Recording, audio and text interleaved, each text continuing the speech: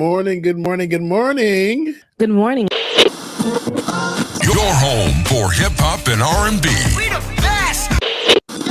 Welcome to Like It or Not, where we're free to tell the truth and not care who doesn't like it. Power 104.7, where old school meets new school. Like it or not.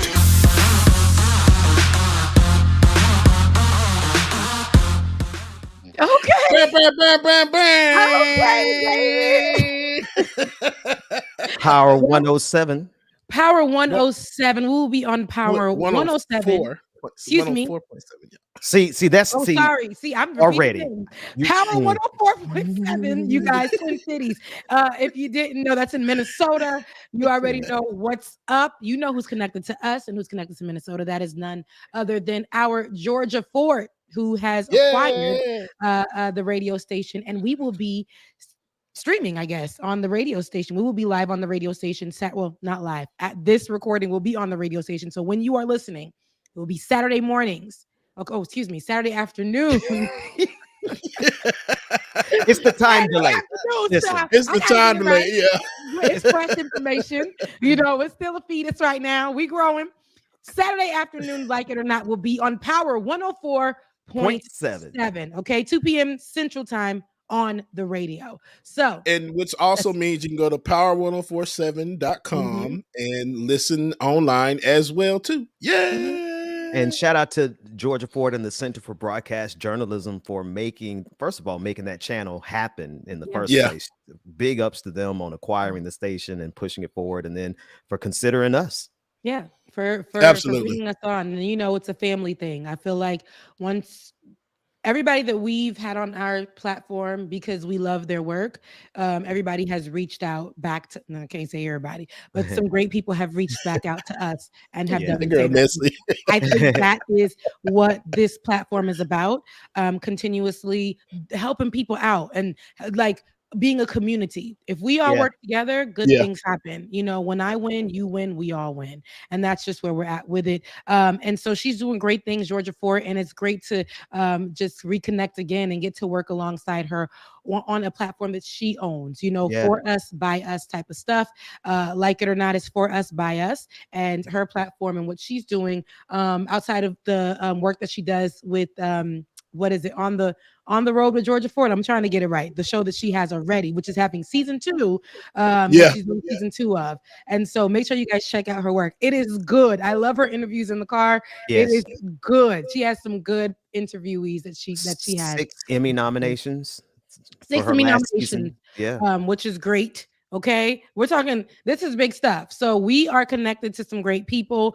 We're some great people. So it's just, I just love it. I love to see it. And I can't wait to see how this grows. So make sure you check out, once again, Like It or Not, on Power 104.7, Saturday afternoons, 2 p.m. Central Time. All right, Twin Cities. And again, this is acquired by Georgia. 104.7, Power 104.7 is acquired by Georgia. So and you said you being brand new today, Bubba. You got drops, baby.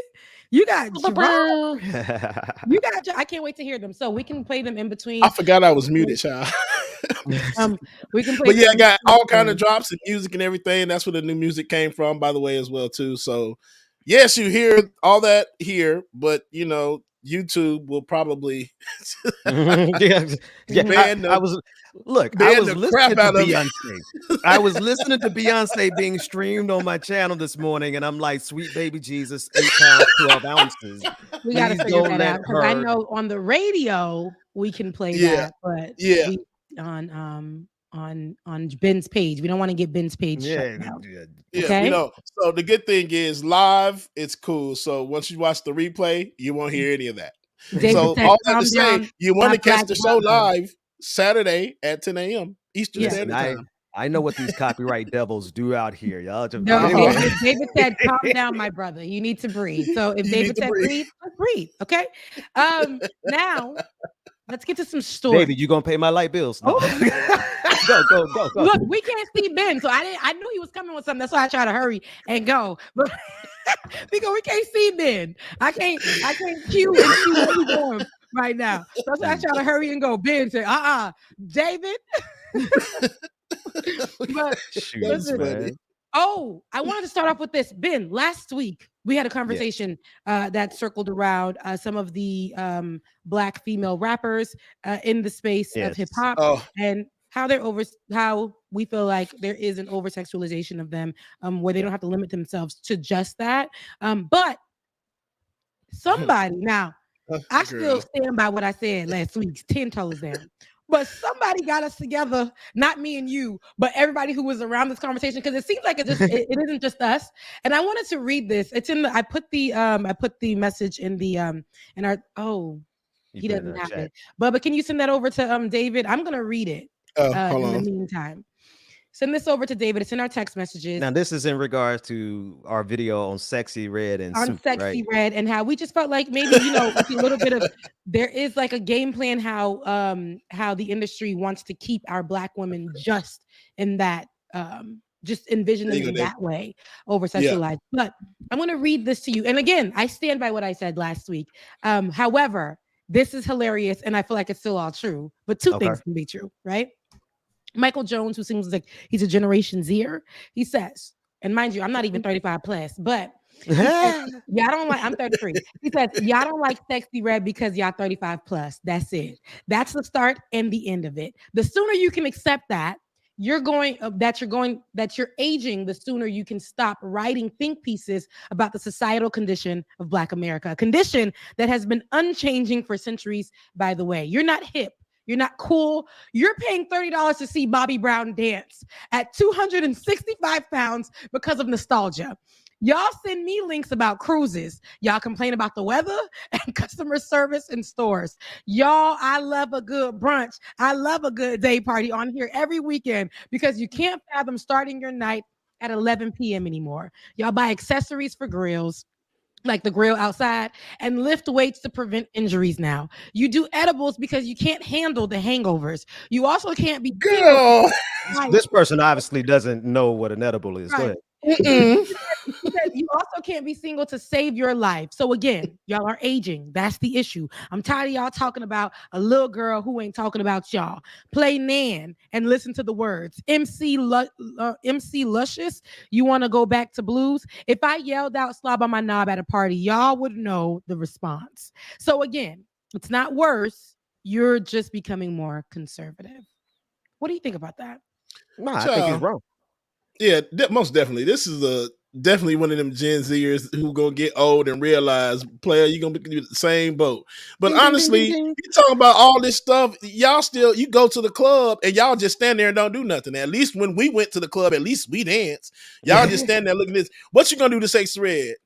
I'm out of town. Only thing you can do is this. That's all you can do. What else you gonna do? Wait. The radio. Now you got to remember, James. There's a radio audience that just missed exactly what you were doing. He had his hand up. He was doing I'll let him know. He was doing the dance that Beyonce did in Love. What's the song? Not that one, child. It's the leg when you bend over and just shake your ass. That's the one. That one. For our older audience. Look, because they call us older now. Because they 35 and up audience. That's the dance that Ludacris did when he said, bend over and touch your toes. There you go. Dance. Yes. That's what it was. Okay. I just need to give you guys the visual. Okay. Here's something funny. Here's something funny about Michael, though. If you look at his picture, Michael looks about my age. I was looking. Yes, he does. I'm 43. Michael, what are you doing in your life to make Are you a Generation Z? Or are you pretending to be Generation Z and you my age? Because Michael, you and this is the thing, yo. The life that y'all are living is wearing y'all down so fast. Amen, brother. And here's the other thing. Would I pay to go see Bobby Brown and have some nostalgia? At 265 pounds? That's what he said. Yeah, no, I guess I wouldn't, but I would listen to Bobby Brown on any given day of the week. It's not about nostalgia so much as it is there has to be a point where we can say for ourselves, I think we should be able to say collectively, we can draw the line as a community somewhere. Like, I get the idea that every generation is going to get old, and then you're going to look back on what the next generation is doing, and you're going to say, oh, they're going too far. But the lyrics literally say, my booty hole is brown, and my blah, blah, blah is pink. right? Sexy Red is promoting she took a viral video of 4 young boys who had stolen a car riding with choppers, and she shared it on her. Then. She just did that 3 weeks ago, Rebecca. Just I about thought 3 you were weeks talking about ago. her, the one that made her viral originally. No, she did the remix to that song. That was Rebecca, her. that was her with the guns. Yes, with young white men. Yes, the remix to that.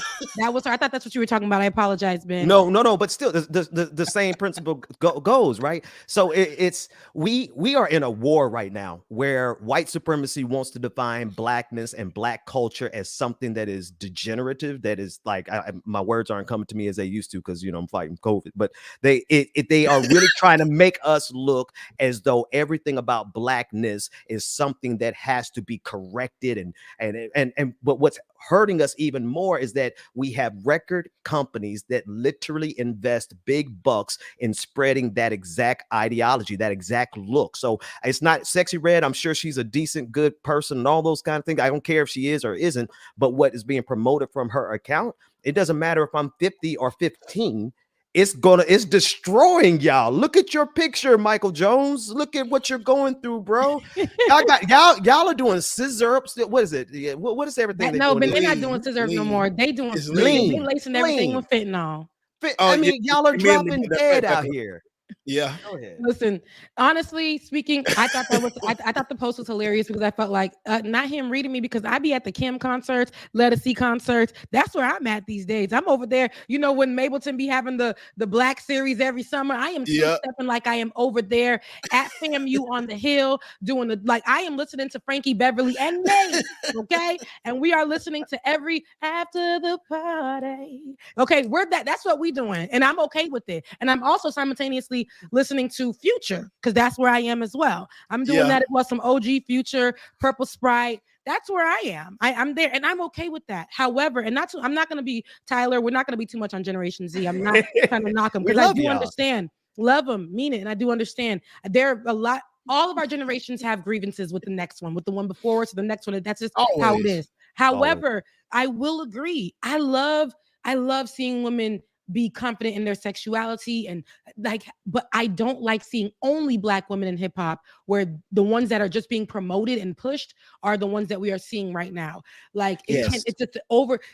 Your craft can be about sex, and that's all right. Your rap game could be about sex. When you are going to an award show, you do not have to throw your vajayjay everywhere. That doesn't have to be how you promote yourself. You can still be an artist. You can still your artistry can still focus on what you do, but you don't need to present yourself in such a way just because it's fitting the mold of how the industry sees you as a Black woman. I think Meg Thee Stallion is the perfect example, right? So her lyrics are as raunchy as you want them to be. If you dive deep into her albums, she's getting pretty edgy. But she is a lyricist and an artist. She actually has a discernible skill set as one of the baddest lyricists. I will put her up there in the game against a whole lot of people. That she is equally, hey babe, my wife is listening, but she's sexier than Sexy Red. Okay, and it's not a competition, but it's not to say we're opposing Sexy Red because she's trying to present. I like her. I think she's beautiful too. It's not that. That's the singular. It's not even just that. If she would promote that without promoting the violence and the degenerate nature of those videos that she's sharing with kids, these boys were getting ready to be arrested or shot and killed, and she's sharing it. So I'm sorry. I just think that there is a place where we got to draw and say enough's enough. So speaking of that, let's jump into a story. I know that it's not going to be in order for us right now, David, but I want to actually jump into, since you talked about some of our artists not promoting guns and or anything of that sort. So one of a prominent artist we know out of the group Migos, Quavo. Quavo actually he's now an advocate against gun violence, and this is after what we know his nephew Takeoff, who was shot dead about last November. And so just recently, right? We've seen over and over the talk about gun violence. We've seen that a lot of our leaders don't want to talk about it, don't want to do anything to change it. I was just introduced to this week. There are a lot of congresswomen who are out there, Black, Can't say there are a lot, but there's more than what we've ever had. And this congresswoman, her name is Jasmine Crockett, I believe, and she introduced a bipartisan act for grant transparency, right? And that is definitely not that one. She introduced it, and I'm going to get you guys that information in a second, but she introduced this to the floor. However, I want you to see how she speaks on the floor to the people and how she plays no games. Let's take a listen to Congresswoman Jasmine Crockett. If you never heard about this bipartisan amendment, you heard about all the other trash that they wanted to put on the floor that had nothing to do with keeping our country safe. What we need to do is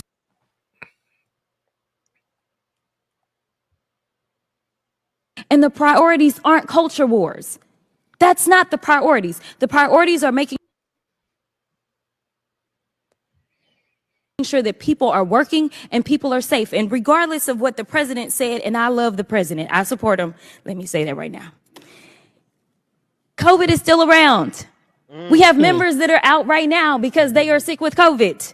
So for those that missed the memo, COVID does still exist, and these flexibilities allow people to not only be safe, but they also make sure that we are keeping our country safe. So thank you for what you do every day. Thank you for putting up with these questions.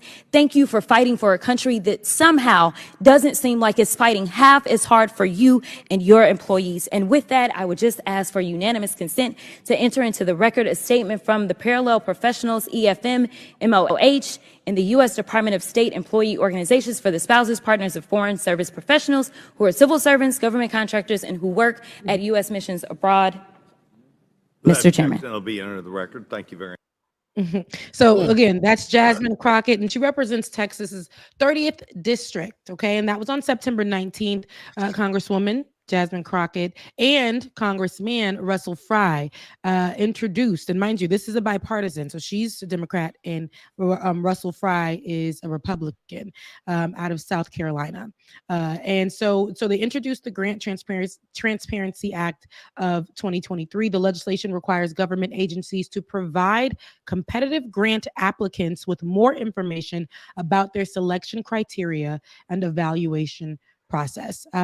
As reported by the CrockettHouse.gov, it says it is not always clear to state and local applicants why they are not awarded federal grant funding, especially if they meet all of the listed criteria. So the Grant Transparency Act of 2023 will ensure that these applicants can better understand the criteria being evaluated in the application process for federal grants. She said, too often, the intricacies of the federal grant process have led to confusion about how federal grants are considered, weighed, and ultimately awarded. The result has left local and state governments and numerous organizations like those in Texas's 30th at the disadvantage in competing for federal resources to help better their community. She continued on to say, only when we clarify how the federal government decides between each applicant will there truly be an equal playing field. She said, I am proud to introduce this bipartisan Grant Transparency Act with Congressman Fry, which would require federal agencies to clarify the criteria used to win federal grants, thereby making the federal grant process fairer for all. But while she was discussing that on the floor, I guess there was a conversation that happened before, but she needed to let it be known. Listen, what I'm doing is bipartisan. This is what it looks like. While everybody else is dropping stuff on the floor that makes no sense, we really got work to do. And while I'm here, COVID ain't never went nowhere. Come on. COVID never went nowhere. People are sick and they're dying. Well, right. She's like, a lot of what's happening right now, our own people who work here, we can't see them because they at home. Okay, they not even at work because y'all don't want to say COVID is a thing. It's real. We're here. So while she's on the mic, she said, I'm gonna spit this, and this. But here's what we're talking about right now. We're talking about these grants because what y'all doing is allowing people not to get these grants and with no reason. So let's talk about it all. So absolutely to Jasmine. I never heard of her until this video. You never heard? Oh man, I love it. I've known her work for maybe 3 years. So I haven't known her for a long time, but yeah, she's new to Congress and she's been on fire since she got there. She has been, and I really I like her. So immediately started following her. And look, I'm rooting for everyone Black. I am rooting for everybody Black, and so like I just like to see that she's fighting for something like this, and this is what I think bipartisanship should look like. Because many a time, people like to a lot of our leaders, our national leaders, our local leaders, our state leaders, what they'll do is put something out there that is so easy, like something so small that doesn't really affect people at this particular moment, and call it bipartisanship. A lot of what we've seen President Joe Biden push campaign off of when he was campaigning was bipartisanship. And just because you rubbing shoulders with a Republican, what are we really? What's happening? What's the change? Because it's still giving division. You see what I'm saying? Bipartisanship can't be like, and I've heard you say this before, Rebecca. The bipartisanship can't be the thing, right? Just to say I did something with a Republican doesn't mean it's something good for us. Yeah, or just to say I did something with a Democrat means that I am not what you guys are calling conservatives. That's right. So it's like just because you're working together, what is the bigger picture? Because me seeing, me understanding, because I don't know what to me, a Grant Transparency Act is very big, and for me, I think that it hits marginalized communities the most. You fit every criteria, but you don't understand why you did not get that grant. Right. And they send you a piece of paper in the mail that says, "We're sorry. It has nothing to." This is what they'll say. It has nothing to do with this, but we just can't give it to you at this time. They won't give you. And you know what? I want to second what you're saying. I really do appreciate her taking some of her time to point out the reason so many Congress people aren't there. It's because COVID is still real. And we still are dealing with folks who are insisting. You had Republican candidate for president Tim Scott last week announce, "Oh, COVID is over." Yeah, well, people are dying this week. I got infected this week. First time in 3 years. You know what I mean? Like, there are people. I can't believe it either. Yeah, you know, y'all remember how like I was dodging that thing like Muhammad Ali dodging the blows. Yeah. I remember when Ben first came over here to give me some equipment. Ben had the full hazmat suit on, y'all. I did not have the whole hazmat. Man, this man had a whole hazmat suit on, a whole hazmat. This man was like, "Hey, Bubba, here's your equipment." This was 2020, so this was right at the height. That was before vaccine. And knew. That was before vaccine. So yeah, I probably was fully suited and booted because people were dropping dead, man. So shout out to the vaccine, because the only thing that's happened to me is I've lost my sense of smell and taste, but my family, everybody is fine. So this vaccine works. You know what I mean? Yeah. Masking works, because the people who were at that event with us who had on I took off my mask because I was speaking, right? But everybody else who had on their mask that came with us, none of them got COVID. So mask work. And I appreciate Jasmine Crockett for taking the time to say that, because there's a lot of folks from Washington, D.C. who telling us it's over. And her colleagues were not there. She said, "Our colleagues are not here. So if y'all want to sit here on this floor and talk about things that do not matter," they probably brought up gun laws and how they should make them more easier for people to get on the floor. And there are other things that we should be talking about right now. And if we want to work together, this is what working together looks like. But outside of this Grant Transparency Act, we're going to talk about COVID. That's right. That's right. Absolutely. Mask up, folks. Mask up. Mask up. Get yourself together. That was not me, David. Get that picture off the screen. That is man, y'all. That was actually. That is literally. And that is not Jasmine Crockett for our viewing audience. That's not Jasmine Crockett. But you know, at the end of the day, I'm grateful to hear how jovial you still are, Ben, because I know if this was 2 years ago, Ben would have been acting like he can't do anything. Life is over, because this is COVID is still out, but COVID, Rebecca, is a scary place. I don't want you to tell people how well you know me. Get up off. Get your hands out my pocket. No, but it's good. I am doing much better. Look, for our Detroit audience, is that Detroit? Look, making upstate. No, that was in New York, Minnesota. But Michigan. No, wait a minute. Stop, Rebecca. I'm so All right. So y'all get on my nerves. Let's move on. Because I want to make sure we hit these marks, you guys. So that was Jasmine Crockett. Now, I don't want to leave today's show because I'm going to end with, some more Black news, but I don't want to leave today's show without talking about these two things. Russell Brand. I know that this has been a topic right now, as far as for Russell Brand allegations of rape. I don't know if anybody has heard, and if you do know Russell Brand, we started off knowing him as a comedian, an actor, an English comedian, an actor, dated, I believe, was married to Katy Perry at one point, and then jumped into podcasting and politics. He started off being more of a progressive voice, and he went what we know a lot of people who have mics to do. He grifted right on to the conservative side. That's where the money resides, where the money resides, on to the conservative side. And so lately, a lot of news has been coming out on him, though, where he's been accused of rape of 4 women, sexual assault, and emotional abuse. And this is in a joint investigation. Now, so many people that we've seen this conversation. Of course, we're going to see think pieces. We're going to hear a lot of conversation surrounding Russell Brand. And this is the same Russell Brand that advocated, or I think funded, our very own Dr. Cornel West when he was coming out campaigning for initially. Oh, you're going deep. Presidency, but removed himself from that. Just want to point that out. But this is that same Russell Brand. I don't know, but he is being accused of rape from 4 women, sexual assault, again, and emotional abuse in a new investigation. Including a 16-year-old. Including a 16-year-old that he allegedly groomed. Okay. And Lance from the Surfs actually did a great expose on this, where he has so much detailed information. So check that out. Lance from the Surfs on YouTube. My buddy on Leftist Mafia.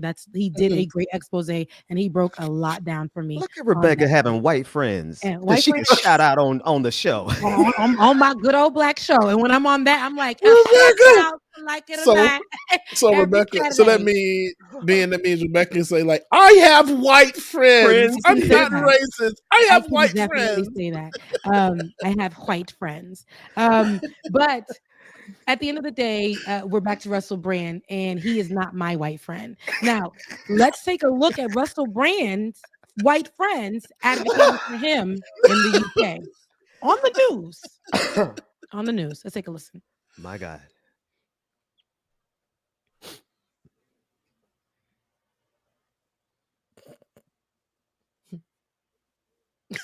And that was such a good segue too. It was. It's great. And you say this proves. Journalistic keep going. This proves you're winning. What, winning by allegedly raping and grooming 16-year-olds? You're a hero, Love Heart. Let me tell you why he's winning. He's winning because he is a man who generates his own content under his own speed, under his own expense. Yeah, he is a threat to all of these newspapers. The ones that you write for when you can. I love newspapers. Right. Don't get me wrong. I love this industry. So that's more important than these allegations by these women. Why now?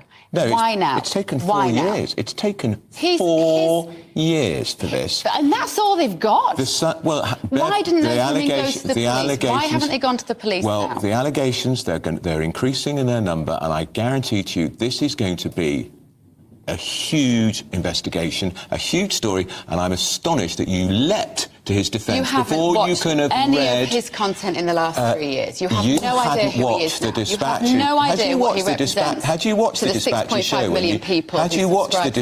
show when you put that tweet out on Saturday morning? No, but that doesn't matter. No, it doesn't matter. There was nothing you hadn't even seen the Dispatches programme when you put out he is a hero. You hadn't even seen the Dispatches programme. He would not have what do you make of that as a woman, knowing that how difficult it is in this country? If all of the mainstream media hadn't been singing from one non-scientific hymn sheet and all you've done is attack these women. Shame on you. Then he wouldn't have the hero. Shame on you for attacking these women. You've created that hero. Shame on you for attacking these women. Because all these people, all these newspapers that gave one side of the pandemic, he was So it's now about COVID again. Pandemic. Beverly Turner's other big hobby horse. She can't get through an hour without going on about COVID. This is not about COVID. This is about serious allegations about a public figure who has been accused by 4 women of two of rape, one of grooming a 16-year-old, and you're banging on about COVID. He talks about the You're thing obsessed. You're obsessed. I'm telling you that the reason he is a hero to millions of people, millions who will be watching this channel, is because of his position on politics in the last 3 years. He used to be a left-winger. He now gets written off as a right-winger. That's why people like Jonathan Ashford don't know what to say. Because when he was the left-wing darling, everybody loved him. Now that he's interviewing people like Tucker Carlson and interviewing Ron DeSantis, the press hate him. They've turned against him because of his position. About the issues, right there. Yeah. Well, Britain's news channel stopped right. That's brought to you by Great Britain's news channel. We've got to talk about because what Jonathan. These two are, of course, anchors, and they're trying to have the conversation. And like I said, you'll be surprised at the people who are going to come behind to protect Russell Brand's brand. This woman is a news anchor, and she tweeted out that he was a hero after he tweeted out, and he being Russell Brand himself, saying that they are attacking him because he is a truth teller, because he is starting to uncover a lot of truths. And she tweeted out to him that he is a hero, this woman. And so this man said, no, ma'am. Yeah. No, ma'am. Yeah, you will not sit here with me and say that this is a hero. He is accused of doing these things, and you're saying that he is a hero. And how is he your hero? And she literally continued to bring up things, and then she did what a lot of conservative folks do all around the world. She mentioned COVID. COVID does not remove the fact that Russell Brand was out here grooming a 16-year-old, is accused of rape, sexual abuse, emotional abuse. COVID doesn't stop that allegation. It does not stop that allegation. But you got to see though, Rebecca, that the fact that he's talking about COVID in the way that he is, let's just be clear. He's anti-vax, anti-mask. He is an enemy of the people because folks are still dying from COVID-19. He is popular because he's representing the anti-vax, anti-masking coalition of dummies that the next thing they're going to be is flat earthers. Every person who listens to Russell Brand because of COVID-19, you are as dumb as people who listen to Jimmy Dore because of COVID-19. COVID-19 is real. People are still getting sick. People are still dying. Now, that said, it's absolutely blowing me away, Rebecca, that this is a woman. I don't know. This is not new. There's always going to be women who defend rapists. There are always going to be black people who defend white supremacy. But to hear her put herself and her career and everything on the line for a man who probably wouldn't even look at her, wouldn't even support her if she was dying of COVID, he would laugh at her, right? Yeah. But she's willing to put herself along with all these other people who are supporting him simply because he's denying COVID exists. That should show you how far gone society is. They will defend a rapist so long as he's anti-vax. Yeah. Yeah. And that's what that is. You see, like the media, the news media, especially in Britain, they can get a little nasty, right? And we see this even in America. But just to see the juxtaposition, we wouldn't even expect for the woman, honestly, to be a conservative. But this is what we tend to forget. She's conservative. You can tell her views are conservative. She didn't have much to go off of as to why he is a hero. She didn't give anything. She does what they all do right here in America. She goes to COVID. What that got to do? But like you said, Ben, this man is, but she said that he's done great things for people. Nice. And Zed Tabani, who was on the Leftist Mafia, he said, I'd like to think that good people do bad things, bad people do good things. It doesn't make you any less of whatever the hell you are. This man is allegedly a rapist. And we're going through the investigative parts of this. He groomed a 16-year-old. And with the evidence or with the facts, right? With the facts, he did that. My goodness. And for Ben Shapiro. Yes. Come on. For Ben Shapiro to go on his show and to say, yeah, I mean, he can be a scumbag for whatever a 16-year-old, but it was legal. But it's legal in Britain. You gotta understand, sex with considered 16-year-olds is legal in Britain. Okay, God, you sound just like him. Oh, hate that man. I can't stand that. I almost went for the camera because I felt so bad for that 16-year-old. I do not care. Right. She was 16, whether it's legal or not. It seemed like he began to groom her. So that's when it was time. And he spoke to her as if she was a child because he knew, in fact, she's a child. Well, and I wonder what people, Rebecca, here's your favorite word in the chat room. Give him due process. I think people don't understand what due process means. Due process means he's legally in the court system. He is going to get his time in court to prove himself what he has. That due process is in process. Chill. Due process does not mean that we as a society have to continue to allow him in our public spaces. We don't have to continue to allow him in our social media spaces. We have the collective right as a people. We, the people, do not have the power to give due process unless we're serving on a jury somewhere. But all these claims about wait and let's be patient. No, what he wants is time to run his propaganda campaign to muddy the waters of any jury pool so that no matter when he goes on trial, he would have had 2 or 3 years of opportunity to get everybody on his side. No, we fight back against that because we know the games that these conservatives play. And I don't care if they're conservative or Democrat, whatever they are. If you're out here putting yourself in positions where you are going to be credibly alleged rapist, no. Yeah. The court will give you due process. The people, we're going to protect ourselves and others. Yeah.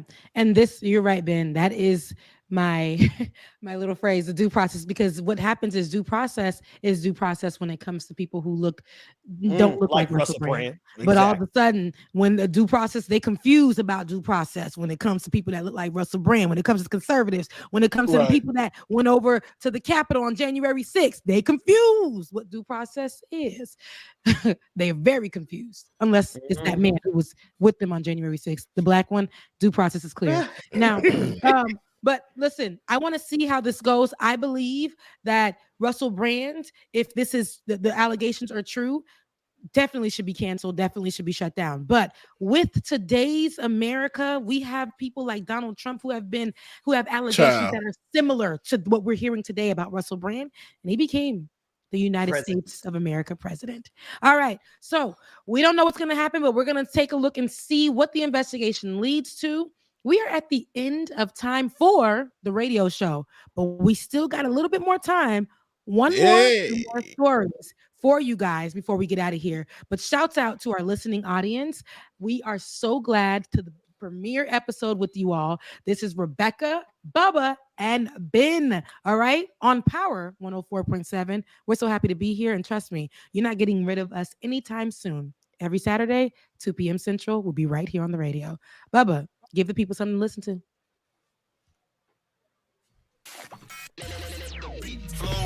Power to the people. Real street hip hop right here. Power 104.7. All right, y'all. Welcome back to the screen. Rebecca and Benjamin. I just wanted to do a fade out so that they can edit that, no problem. That was a good clean. That was a clean fade out, bro. That was clean. I was sitting there watching the volume go down. I was sitting here eating like, oh, my time. Right. Today, guys. So for our audience who is watching, you guys, hey, if you're here, thanks for sticking it through. Y'all, I know you guys enjoy it. I know our Saturday vibes are unmatched, right, than what you get during the week. I just wanted to put that out there. The Saturday vibes are unmatched with what it is, but it's just going to be positive news stories of Black people. Okay, that's good. Because it's good because my funny ass is going to be funny stuff all the time. And that's all right, because the good news can be funny, the good news could be whatever, but I know that we need a space that goes beyond, which we still have to cover police murders, anything that has to do with protests, anything that has to do with health, all of that. But there are also good news in those places too. So I want to also focus on that so that people have somewhere to, when they're starting off their week, they're going to start off with some good news. All right. After church, if you don't go to church, it's going to be some kind of good news for you on Sunday. What time you going on Sundays? You don't decide yet? That will come out with my with my little commercial that I'm gonna be putting out. All right, and I'm editing it all commercial. myself.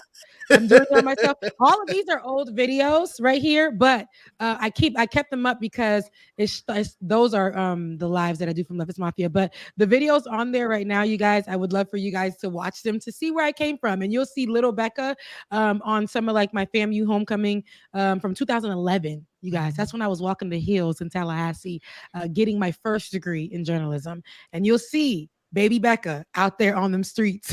Baby Becca. When I talk about them brews, so this is where we started. This ain't even the bottom because we was in a studio, honey. Yeah. This ain't even the bottom. Wow. Ooh, Ben. Nothing like that. Ben was a little chonky little something. Look at you. Hey, y'all, I put in the work, y'all. I put in the work. I'm gonna do one of those weight loss videos after a while, because God dog. Jesus. Even me, baby. I did not look. Because like the hair is stopping them. Yeah, no, that hair is coming back. I'm actually doing that hair again. That's coming back soon. That's the Donna Summer hair. Ross, I love it. Donna Summer. I could. Yes. Yeah. That Ben, you like that hair on me best. When we were on the show, he like, yeah, Rebecca, that's the hair. Okay, fine. That was a good crochet. It was cheap. Okay, it was affordable. we wasn't getting back. We were doing the best we can with what we got. Ben with the same place that nobody. My brother Ben has come a long way. Jesus. Jesus. Ben, remember, you're like, yeah, same blazer, but different shirt. And here's what it is. Rebecca, you are going to stop telling all of my trade secrets. People don't know. Man, they knew when I went on MSNBC, they knew though. This is when I started getting a little bit of coin, saving a little bit of coin. I had furs, okay? I'm about to say what the sense on. Not real furs though. It wasn't real, audience. To be clear. Yeah. Peter, don't come get me. And I finally was able to afford a sew-in. Wait a minute. Are we recording? This part needs to be on the radio. And whoa, man. Okay. So this is when the weight loss started. Yes, but look at the number. No, Ben stopped wearing those fake glasses too. Look at the number. Look at the numbers we were getting. We were getting millions of views in this space. Like it or not, it's not a joke. The reason why people know us is because we've been in this thing. We've been doing this thing. Our conversations have always been centered in Blackness. Even when they tried to make us focus on just white stories, we definitely revolted against the system and decided to do it our way. And that's why we're here right now with Like It or Not, the way we're doing it now. So thanks to Ben for pushing me and not throwing me to the side and allowing me to really push him to bring back Like It or Not. I'm grateful. I'm thankful. Yeah. Thank you so much. I with that being said, we found ourselves in that moment. Yeah. And so I love it because Ben pulled me. Look, I was gonna be done with it, but Ben pulled me to the side. I'll never forget it. He was sick of me. I used to be in that place because I was jovial. Okay, I had to be, or I was gonna literally punch myself in the face every time I got in that building. I had a really nice office. Ben had the little corner office. Really serious about life. Just nice, like, hey, how are ya? Hey, what are you eating today for lunch? He's like, girl, oh my God, bro. Dang. Then I'll be in my office singing it up. Ben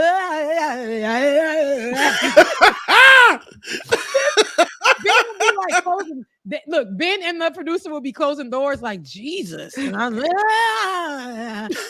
all of them, they were sick of it. Then Ben was forced to move into my office, which was like a bigger office. And I will never forget that man turned around and said, do you have to watch? I was watching the reel. He's like, do you have to watch that? Because I think that it's better if you turn it down a little bit. So then one day he was like, hey, this is a better way where if you want to, let's talk about what are politics to you. That's a better way. And I was like, okay, so I need you to loosen up. You teach me politics. We talk about you just being you, because you outside of cameras is great. You on cameras is very rankable. So Rebecca, you know politics. You don't have to just regurgitate it like a journalist. You can have an actual opinion here. And I was so stuck in how I was taught. So he was teaching me how to actually understand politics outside of just a journalistic viewpoint. So that I want everybody in the chat room to know. I'm in shape enough to fight every single one of y'all now. Y'all gonna leave me alone. He's like, look, I might have lost weight, but I'll still fight. Hey, don't make I can run you down. I still fight. I can now that picture that's on the screen now, that's actually like 50 pounds ago. So I've actually my mother called me that week. Ben, you're looking too skinny.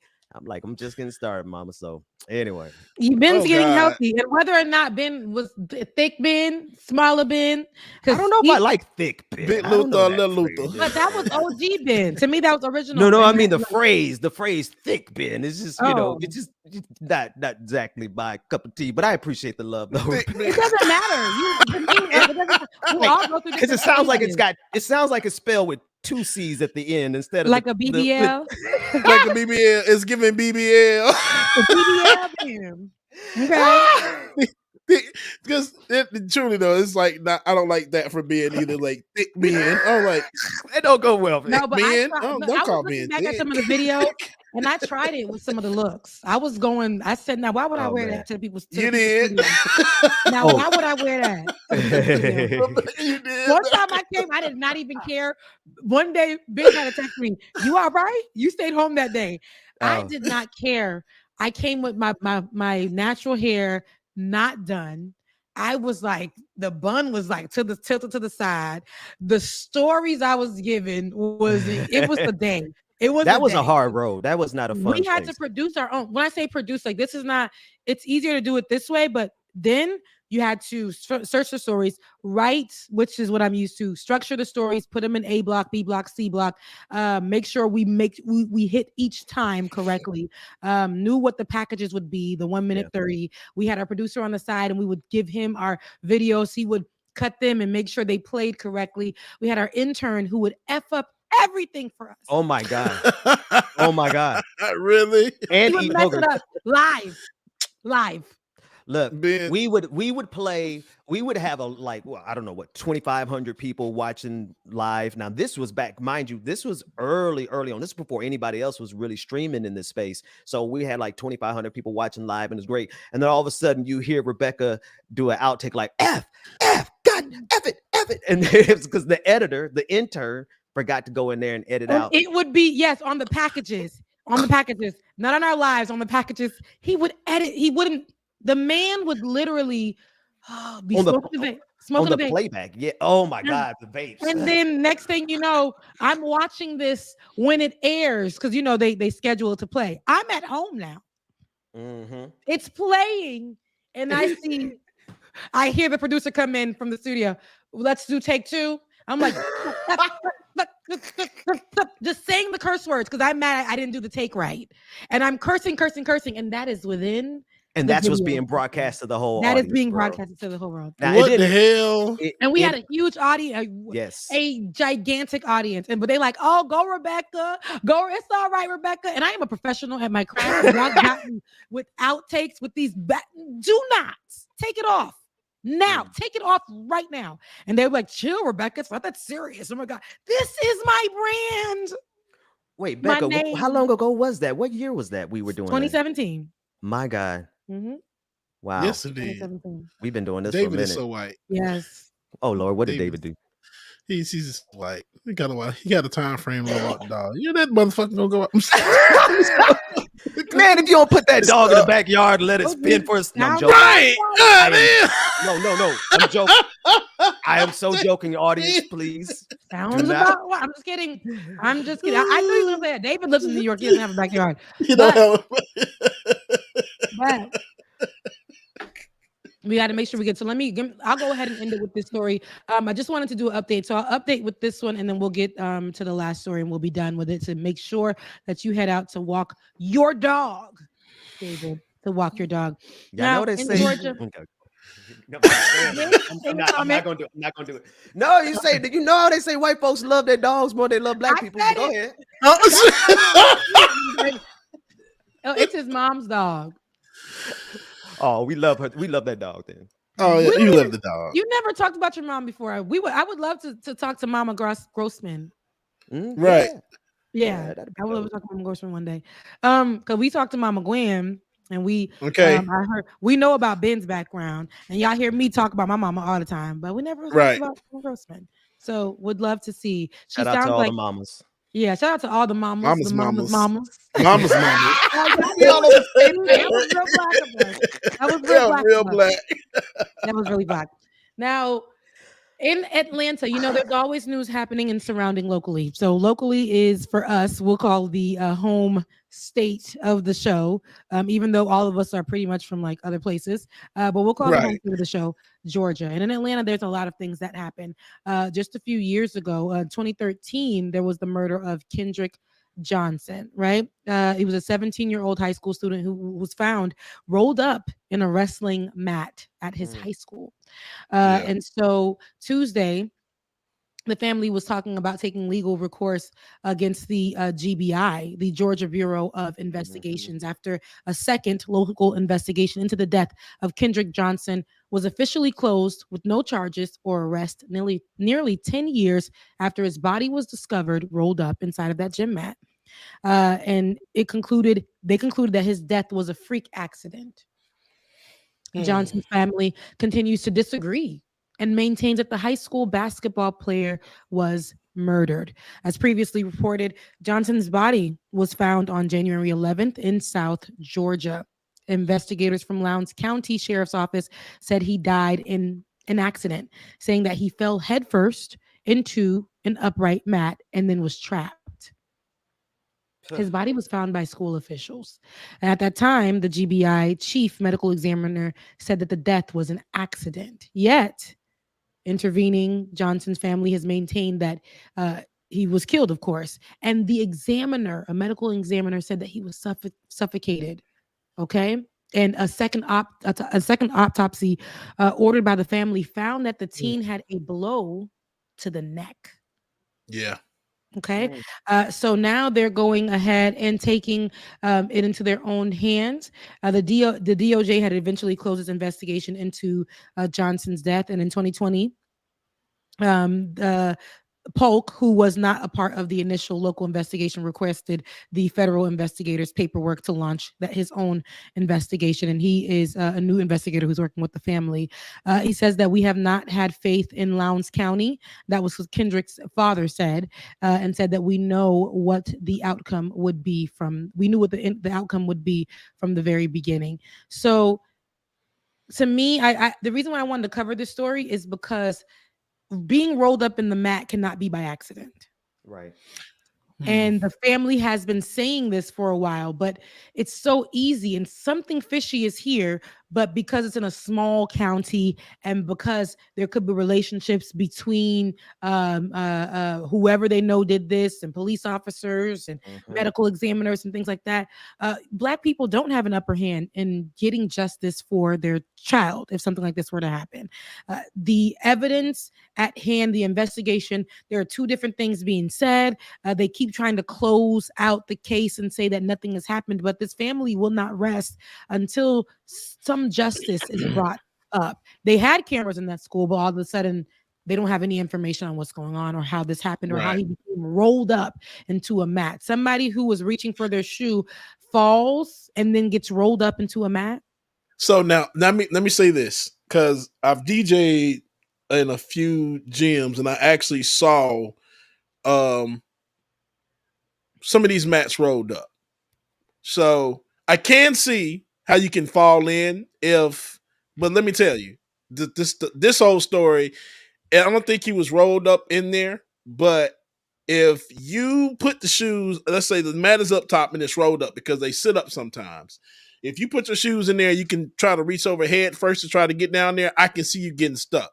But see, there's still more stuff that doesn't make sense with this whole story.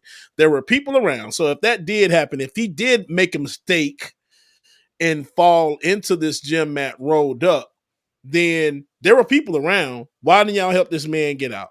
That doesn't still explain the bruises on his body and on his neck. So there's still more to it. But I did want to say that I've seen these mats and I can see how it's possible for that to happen. That literally is a freak ass accident, but it's possible. I'm looking at the map right now. I don't see how that would just be a possibility just like that. And it doesn't also with the unmatching. Like you see now, you see how they standing up right there? Mm-hmm. Yeah. How and if you're trying to crawl in there and get that, but my thing is, why he had trauma on his neck. He had some blunt force trauma. So even if, and he was found the next day, like rolled up in the mat, and they weren't looking for any information for real. They really wanted to immediately say it was an accident. And so I feel like sometimes here, that was the easy way out. Yes. The Black voices, Black parents or anybody, the loved ones of anybody who may have been murdered, they don't really want to get you an answer, right? Unless the answer is going to make you look stupid, and they'll fight for that to be put out, blasted everywhere. But other than that, and by you, I mean the parents, then when it comes to them looking crazy, the school, police department, medical examiners, they're going to make sure that they let's not give this too much play. We don't want to really focus on this right now. Yes, true. And so and that's what I'm seeing here. And they're not really listening to the family to get them the answers that they need to actually show that this was an accident. They're just like, hey, this is what we got. This is it. And that's all. And and that should not be the end all tell all. There's still so much more. And like somebody just like True Dragon just said, like, you can push that mat over while he was still in there. But for y'all just to say, no, that was an accident, it just seems like just because it's a Black man, y'all don't want to do more. And I'm glad that the family is going on and keeping this going, because no, that should not be the end all tell all of the story. Yeah.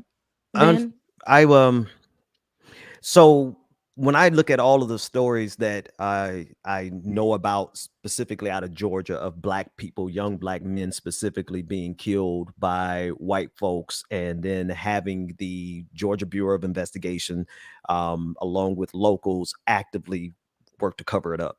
And then I see the exact same pattern in Mississippi. I see a lot of Black men dropping dead, and the Mississippi Bureau of Investigation actively working with local police officers. And they're not trying to protect police officers from getting arrested for killing Black people. They're actively protecting random white citizens, white high school students, college students who killed Black people, and now they're getting assistance from police as well as the various bureaus of investigation named the state. I see it happening every single week, and so I look at this through the same exact lens. As a matter of fact, this is one of the first in the hallmark case that we've been following for years. This young man they've been trying to get justice for this young man in Georgia for a very long time, and it just shows you how hard it is. How hard it is for Black folks to get even an explanation of how they got killed. We can't even get a clear explanation of that. Absolutely. And that's what I'm saying. Like, and with the school's resources and things like that they had at the time, it's almost like they wanted to act like we can't really explain what happened. It's just a freak accident. And the parents need a little bit more than that, you know? So I hope that I've been hearing about this story, and a lot of the details just give a pause for a cause for a pause. And so I just don't like the way that the parents are initially were treated, and how they're having to fight. They're having to relive this moment a lot for the last 10 years. They've been having to relive this moment. But I hope that we get something more out of it. The parents are going to sue, and take them to court, and we're going to see how that's going to what's going to come of that. I hope it doesn't backfire on them and give them more stress. I hope they get some answers moving forward. Speaking of answers, one of our favorite uncles, right? Gospel uncles, and Ben, your gospel brother, Kirk Franklin.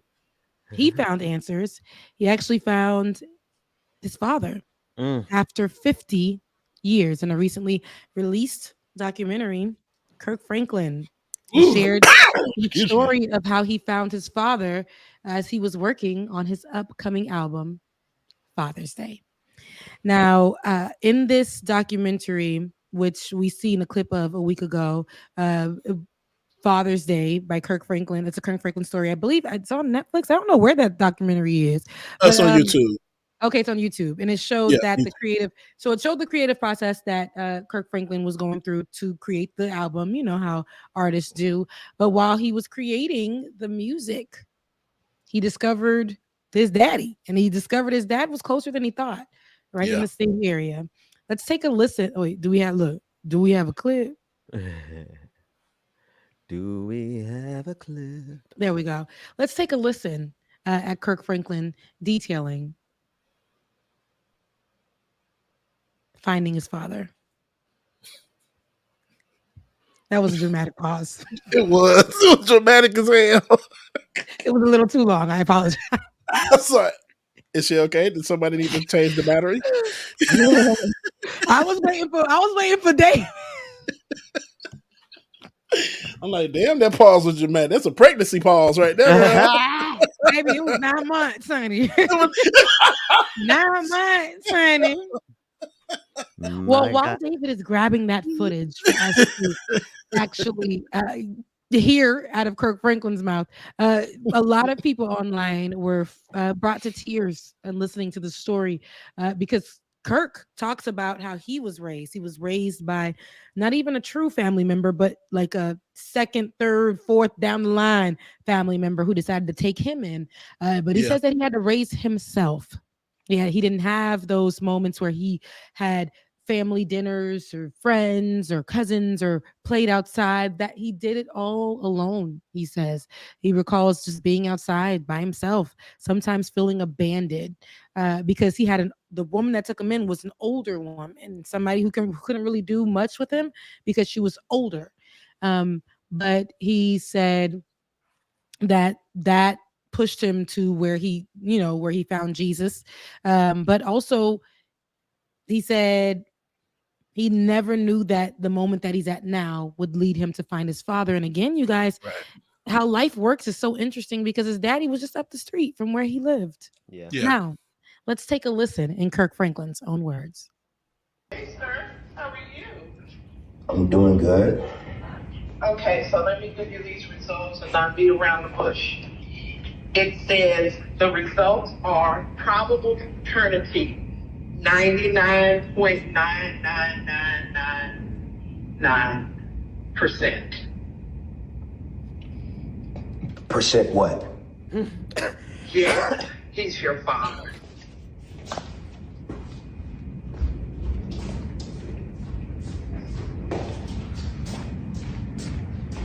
Right there. What? What? He's here. What? What? What? Yeah, 99. What? Yeah. I have to go. Okay, I gotta go. Okay. I gotta go.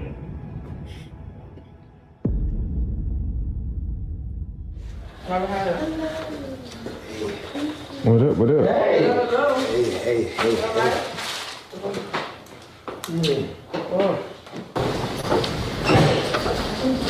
Gather around, people. The journey of life can be really messy. It's not pretty. And this is my mess. This is my beautiful, ugly mess. So, you guys are aware of the situation. This man is my daddy. This man is my daddy. I'm gonna have to go to this guy. You know what I'm saying? I'm gonna have to go to this dude, man. Oh boy, so in the middle of this record, this is what we're doing. This is what we're doing in the middle of the record. So, we're just gonna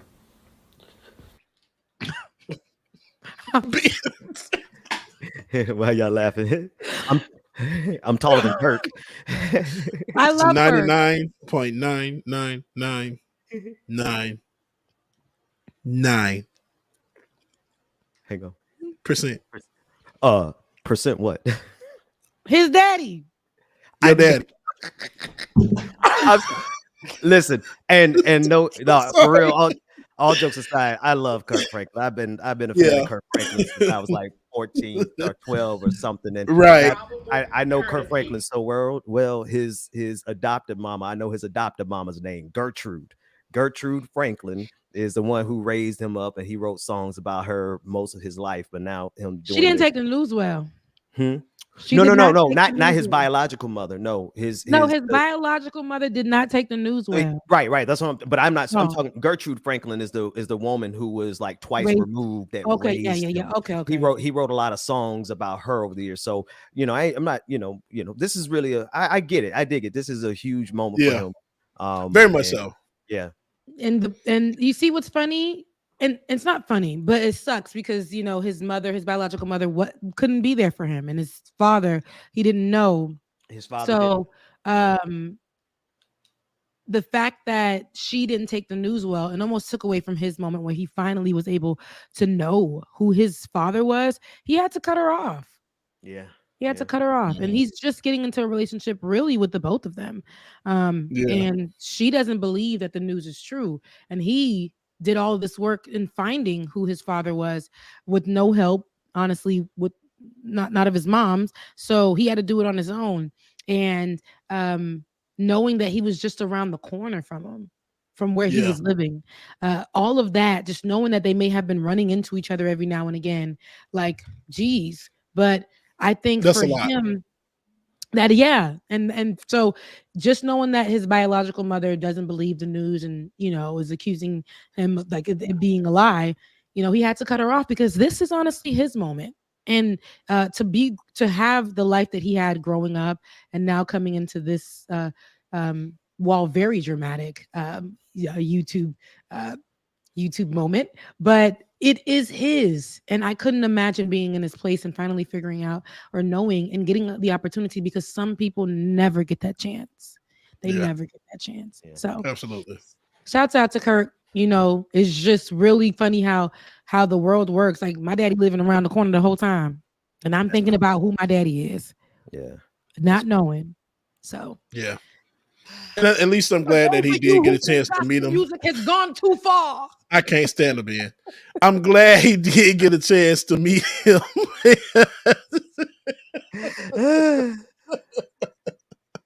Lately, I've been going through some things that's really got me down. I found my daddy. I found my daddy. I can't explain it. Rebecca.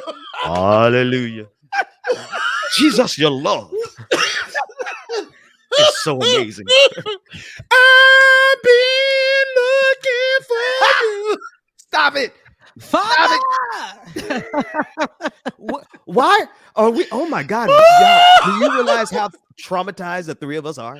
To really be rolling we have covered some horrible stories for us to be, and I am a fan of Kirk Franklin, but I can't help but laugh. It's a lot of drama. I have every Kirk Franklin album. I think I bought each of them at least twice. So I don't want nobody think I'm flexing on my. I love Kirk Franklin. Ben, since I met dramatic pauses. It's Kirk Franklin. It's been the 99. Where you get it from? Because Kirk has those. You think my pause was pregnant? Watching this thing, Kirk gave us pauses. We didn't know what to do with it. It was a real thing. You gotta understand. He hosts reality TV shows now, though. So he's given the reality TV show pause that you get before you go to commercial break and come back and find out who daddy was. That's what that was. I've seen Kirk live a couple of times, right? And it was a concert where he was right next to Yolanda Adams. And I said, they don't even look like the number 10. They look like the letter D. Wait. Depending on where he was standing. Okay, so Kirk, actually, I got pictures with me and Kirk, and I'm proud to say that I'm taller than Kirk Franklin. So y'all imagine him standing up next to Yolanda Adams, who is, I think Yolanda's taller than the president of the United States, especially when she put heels on. She's tall, right? She's tall. She's tall, yeah. But I've seen him, and that's when. See, now he's doing all the other moves, but that's back then he used to do the chicken head. Rebecca. Right now he's doing the genuine. Y'all seen him on stage doing the genuine? Jesus. Jump on it for Jesus. Okay. Look back at it for Jesus. Hallelujah. Riding. Booty hole brown for Jesus. Let me stop you. My Bible. Hey, yeah. Baby, I got the Bible open, the Songs of Solomon tonight, baby. What you want to do? Come on, Jesus. All right. My father found my father. Okay. I wonder if Kirk one of them who pray before they have sex. I can't stand. Kirk doesn't. He doesn't. Look, the way he was going off on his son on that video, phone call. But I don't know that at all. No, Kirk already talked. Jump on it for Jesus. Come on, Kyle. Jesus. But no, the way he went off on his son, he is not. He barely saved. And Kirk already he was very candid about his history and his addiction to porn and how that actually was a thing for him. Oh, that's right. He talked about, listen, I used to tell my old girl, like, hey, what's up with it? What we doing? And she's just like, hey, not right now. Like, okay, now Kirk don't pray before sex. No, not Kirk. Holy matrimony. Kirk don't pray before church. What am I think gospel music is gonna stop me? No, sir. You can't take my joy, devil. I forgot he had the porn addiction. I so forgot about that. Yeah. That's all right, Kirk. That's all right. He's a person. He's a person who's going through things. And Ty Tribbett, I did an interview actually with Ty Tribbett, who's also a prominent gospel singer, leader in gospel music. And I did I'll never forget, I did an interview with him when I was a baby journal over there in Tallahassee, and he told me candidly, he's like, I had to go on. This is when I learned the word sabbatical. Honestly, this is true, a true story. And he told me I had to go on a sabbatical because I stepped out and was unfaithful to my wife, and I needed to step down from the church because I wasn't doing what I was supposed to do as a leader. And what I did. The spirit of what I was doing was running rampant in my church as a leader. And so he had to step down. But it was a really good, I need to find that interview. With somewhere on the internet. But it was just because these people are gospel leaders, I like when they're able to have accountability for what they've done, especially when it's gotten, because these scandals happened before the internet is the way the internet is right now. Because cancellation would have been done immediately if those things that they did or what they spoke about as gospel leaders was a thing, they would have been canceled. But but I like that they were able to hold themselves accountable and come back even stronger and more dramatic, like Kirk. But but I really do need him to not use those those extra dramatic pauses, man. It's so crazy. It's so much. It's just I don't know if he's hosting Sunday's Best and getting ready to reveal who the winner is. And then he talks a little bit like he wants to. It's just why are you talking like that? It's like I don't know, like right there. It's just like it's like a lot of. It's Hollywood. He is Hollywood. Yeah. Him sitting it like, baby, he Hollywood. Okay, Hollywood. Anywho, that's gospel money. Gospel, you say gospel money. Daddy, look, new daddy. I need you to come up around the corner. We're gonna get you on angle 3, okay? And we're gonna get you on angle 3. I'm gonna be in the house. I'm gonna pace the floor. And I need Tammy, can you hold the camera for me? I'm gonna pace the floor. And then we're gonna have this moment. Hallelujah, in the name of Jesus. We're gonna have this moment. Love you, mean it. All right, love you, mean it. Listen, guys, we are at the end of the show. I want to make sure David gets that dog outside and walked. Okay.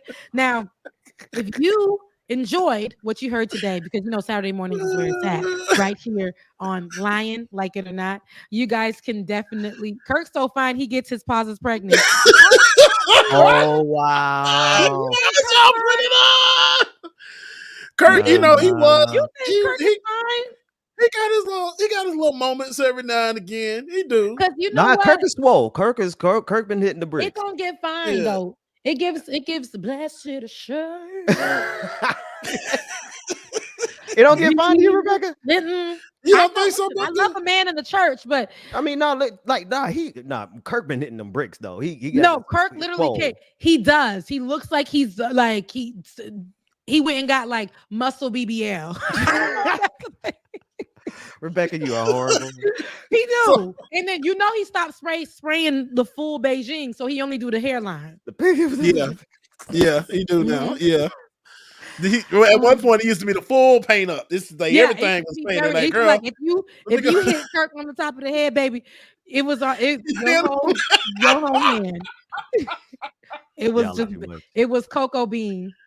Beijing. But no, one thing about Kirk, he's gonna stay preserved. But I love his evil twin, tethered brother. Plies. Not what? So if that is his twin, that is his tether for in the name real. of the Holy Father. It's Plies. They look exactly alike. But what you're saying is giving what is given though. It's Plies is giving something else, and he about 2 feet tall too. Y'all know I'm a stallion. I'm an Amazon, so it's like that'll be letter B and letter D too. Not the number 10. David is running the credits on us, y'all. But anywho, David. I mean, David. Fast as hell. You not even in real time. He's speeding them up. He's using the mouse and running through the credits. Listen, if you guys like what you hear on today's episode, before we get kicked off, I can kick off my own show. You guys make sure you head over to patreon.com/like it or not. Patreon.com/like it or not. And if we made you laugh, if we gave you a good time, be sure to tip your host and tip your DJ. All right. Becca's Voice on Cash App, DJ X3C on Cash App, DKG87 on Cash App, and BPD 2018 on Cash App. Yeah. Listen, I love you guys so much. I mean it. Oh, and real quick, y'all, thank y'all so much for helping with the family, y'all. I really appreciate that. My sister and the kids want me to tell y'all thank you, and we greatly appreciate y'all. Thank you so much. And where can they go ahead and tap in still with that? Drop it in the chat. Yeah, I have to grab it and get it, but I will drop it in the chat if you can still assist. We greatly appreciate it, man. Love y'all, mean it. All right, y'all. Listen, y'all already know what to do. Go ahead and do everything we just instructed you to do. Now, I'm getting kicked off the show. We're all getting kicked off the show. I love you guys so much. Mean it. And I'll see you guys next Saturday. It's time for now you cut Dan off. All right, y'all. We appreciate y'all so much for tuning in this morning. We hope y'all and we hope that y'all enjoyed the show as much as we did. Make sure, like Rebecca said, patreon.com/like it or not, patreon.com/like it or not. Follow, share, subscribe, and all that other good stuff, man. Next week, be on the lookout for a BBC that'll be coming back. Man, a little surprise for you. And also, like it or not, next Saturday, 10 a.m. One Saturday morning. Love y'all, mean it. Oh, your affirmation for the day. I haven't gave y'all one of these in a minute. Let me get to this. Hey. Affirmation for the day. I love making friends wherever I go. I love making friends wherever I go. Which is true as hell because everybody just want to talk to me. Y'all leave me alone. Love y'all, mean it, man. Y'all enjoy the weekend. Go do something good for yourself. Love y'all. Deuces. I love bringing joy to the people. It makes me feel great, makes me feel regal. I do what I do for you. 8 p.m. Friday, you know how we do. Let's go. It's time for like it or not. With Rebecca Azure. Let's start this damn show. It's time for like it or not. With Rebecca Azure. Let's start this damn show.